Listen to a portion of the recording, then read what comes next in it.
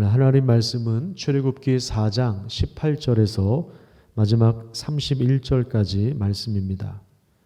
출애굽기 4장 18절에서 31절까지 말씀을 합독하도록 하겠습니다. 시작. 모세가 그의 장인 이드로에게로 돌아가서 그에게 이르되 내가 애굽에 있는 내 형제들에게로 돌아가서 그들이 아직 살아있는지 알아보려 하오니 나로 가게 하소서.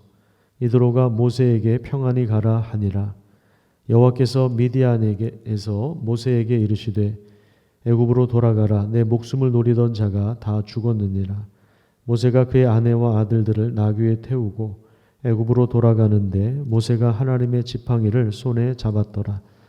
여호와께서 모세에게 이르시되 내가 애굽으로 돌아가거든 내가 내 손에 준 이적을 바로 앞에서 다 행하라. 그러나 내가 그의 마음을 완악하게 한즉 그가 백성을 보내주지 아니하리니 너는 바로에게 이르기를 여호와의 말씀에 이스라엘은 내 아들 내 장자라.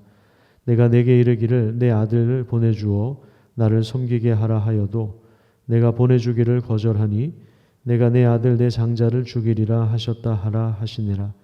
모세가 길을 가다가 숙소에 있을 때에 여호와께서 그를 만나사 그를 죽이려 하신지라. 시보라가 돌칼을 가져다가 그의 아들의 포피를 베어 그의 발에 갖다 대며 이르되 당신은 참으로 내게 피남편이로다 하니 여호와께서 그를 놓아 주시니라. 그때에 시보라가 피남편이라 함은 할례 때문이었더라. 여호와께서 아론에게 이르시되 광야에 가서 모세를 맞으라 하시매 그가 가서 하나님의 산에서 모세를 만나 그에게 입맞추니 모세가 여호와께서 자기에게 분부하여 보내신 모든 말씀과 여호와께서 자기에게 명령하신 모든 이적을 아론에게 알리니라.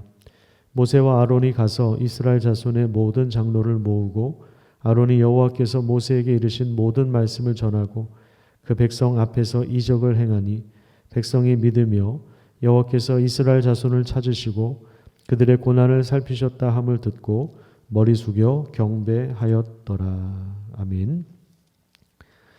오늘도 십자가를 지고 또 하나님의 뜻에 순종할 때에 하나님의 복이 우리를 통해서 우리 주변에 가득 넘치기를 간절히 축복합니다. 하나님은 바로왕 앞으로 모세를 보내려고 하시지만 모세는 계속해서 가지 못할 이유를 이야기하면서 보낼 만한 자를 보내달라고 요청합니다. 하지만 하나님은 그의 입이 되어줄 아론을 붙여주시면서 인격적으로 모세를 설득하셨습니다. 사실 모세가 맡은 역할은 결코 쉬운 일이 아닙니다. 제국의 왕, 바로 왕이 알지 못하는 그 신이 보낸 모세의 말을 들을 리가 없습니다. 하나님도 이렇게 말씀하십니다. 21절을 보시면요. 하나님이 보여주신 기적을 다 행하라고 하시면서 하지만 내가 그 마음을 완악하게 하기 때문에 백성을 보내주지 않을 것이다. 이렇게 하나님께서 말씀하시거든요. 보내주지 않을 상황인데 가서 보내달라고 말을 해야 되는 것입니다. 그러니까 내가 가서 말을 해도 그 말을 안 들을 게 뻔해요. 그런데 가라고 하시는 거예요. 그럼에도 불구하고 하나님의 뜻을 전하라고 하십니다. 여러분, 이 부분이 상당히 어려운 부분입니다. 누가 일을 시켰는데 이게 성공할 만한 일이라면 또 거기에 대한 충분한 보상이 주어지는 일이라면 그건 누구든지 하고 싶을 것이고 그건 뭐 힘들어도 보람을 느낄 수 있겠죠. 하지만 그 반대의 경우라면 그러니까 실패가 뻔히 보이고 아무리 일을 해도 아무리 사역을 해도 결과가 당장에 드러나지 않고 또 변화되지 않을 거다. 실패가 뻔히 보인다. 그러면 여러분 그 일을 누가 하려고 하겠습니까? 그런데 하나님은 종종 이런 일들을 우리에게 맡기십니다. 그래서 우리가 사역을 감당할 때 회의감이 들 때가 있어요. 그럴 때마다 우리가 기억해야 할 것이 있는데 그게 뭐냐면 사역의 성공과 실패의 기준은 순종을 했느냐의 여부에 달려 있다는 것입니다. 그 결과는 하나님이 책임져 주시는 거예요. 그 결과는 하나님이 책임져 주십니다. 사역의 성공과 실패의 기준은 순종이냐 불순종이냐 여기에 달려 있다는 사실을 우리가 기억해야 합니다. 모세는 드디어 사역의 길을 가기로 하고 떠나는 길에 오늘 본문에 보면 갑작스러운 장면으로 전환되는데 성경에서 가장 이해하기 어려운 본문 중에 하나입니다.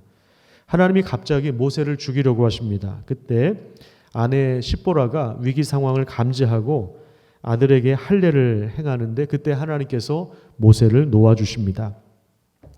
할례라고 하는 것은 하나님 백성의 표입니다. 아마도 십보라가 반대하지 않았을까. 그래서 아들에게 할례를 행하지 않았던 것으로 보입니다. 하지만 하나님은 실제로 이 상황에서 나온 대로 모세를 정말 직접 죽이려고 하신 것보다는 그를 위협하는 방식으로 할례를 하지 않으면 안 되는 그런 방향으로 아마 몰아세우셨던 것으로 보입니다. 구체적인 상황은 알 수가 없지만 그 아내가 모세의 위험을 감지하고 급하게 할례를 행한 것입니다. 자신이 반대했기 때문에 책임지고 그 일을 완수한 것으로 보여집니다. 할례는 언약 안에 있는 하나님의 백성이라고 하는 사실을 보여주는 아주 중대한 문제였습니다. 십보라가 그 이후에 당신은 내게 피난편입니다 라고 한 것은요, 이제 할례의 피 흘림을 통해서 우리 아들이, 우리 자녀들이 언약 백성이 되었습니다 라고 하는 것을 고백한 것입니다. 하나님은 사명 완수를 위해서 급하게 사역자를 몰아붙일 때가 있습니다. 가장 중요한 일인데 소홀히 하거나 놓쳤을 때 위기를 허락하셔서 그 일의 중요함을 깨닫게 하실 때가 있습니다. 하나님의 언약에 대한 신실함, 그리고 하나님을 향한 바른 믿음이 중요하다는 사실을 깨우쳐 주시는 것입니다. 가족을 통해서도 하나님은 그런 일들을 깨우쳐 주시는 것입니다. 때로는 위기를 만나게 하셔서 그런 일들을 깨닫게 하실 수도 있습니다. 믿음이 빠져버린 사명 완수는 불가능합니다. 우리가 하나님을 위해서 무슨 일을 행하는 것도 중요하지만 하나님이 맡기신 일들을 완수하는 것도 중요하지만 더 중요한 것이 뭐냐면 하나님에 대한 올바른 믿음을 갖는 것입니다. 그 이후에 모세는 동역자로 세워주신 형 아론을 만납니다. 모세는 하나님이 분부하신 모든 말씀을 전해줍니다. 모세와 아론은 이스라엘 대표를 만납니다. 아론이 그들에게 모세가 전해준 내용을 전합니다. 하나님의 권위가 모세를 통해서 그리고 아론을 통해서 또 백성의 대표를 통해서 백성들에게 전달됩니다. 백성들은 하나님께서 자신들이 받는 이 고난을 살피셨다는 소식을 듣고 머리를 숙여 경배합니다. 하나님은 우리에게 바른 권위를 주십니다. 그 바른 권위 앞에 우리도 함께 순종하면서 우리를 돌보시는 그 하나님 앞에 믿음으로 주어진 사명을 감당하는 그런 귀한 은혜가 있기를 축복합니다. 기도하겠습니다.